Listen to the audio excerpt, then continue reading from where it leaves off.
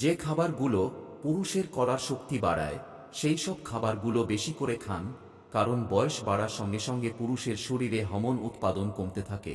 Testosterone বৃদ্ধি করতে প্রতিদিন এই খাবারগুলো খান, তাহলে দেখবেন না প্রায় প্রতিদিন লাগালাগি করতে পারবেন।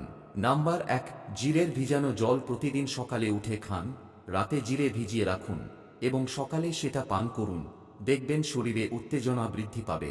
নাম্বার ২, সজিনা পাতা সপ্তাহে অন্তত একদিন করে সজনে পাতার রস করে খান, দেখবেন শরীর সুস্থ থাকবে এবং পুরুষের কলার রস বৃদ্ধি পাবে। সজনে ফুল ও খুব উপকারী। সজনে ফুল শরীরের রক্ত চলাচল ঠিক রাখে এবং নারীদের বা স্ত্রীদের সম্পূর্ণ সুখ দিতে অবশ্যই এই পাতার রস করে খান। নম্বর ৩, থানকুনি পাতা। থানকুনি পাতা আমাদের শরীরের জন্য খুবই উপকারী। এই পাতার রস পেট পরিষ্কার রাখতে সাহায্য করে। মনে রাখবেন, শরীর সুস্থ থাকলে তবেই শরীরে হরমোনের মাত্রা বৃদ্ধি পায়।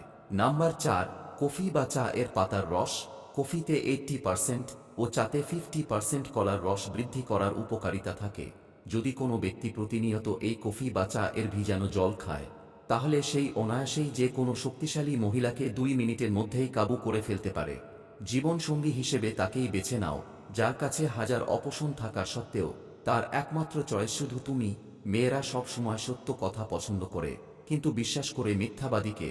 কিছু ভুল মানুষকে অনেক কিছু শিখিয়ে দেয়, কিছু কষ্ট মানুষকে পাথর করে দেয়, আর কিছু অভিমান মানুষকে অনেক পর করে দেয়, আর কিছু বাস্তবতা মানুষকে অনেক বদলে দেয়। এক ফোঁটা বৃষ্টির কারণে ও বন্যা হতে পারে।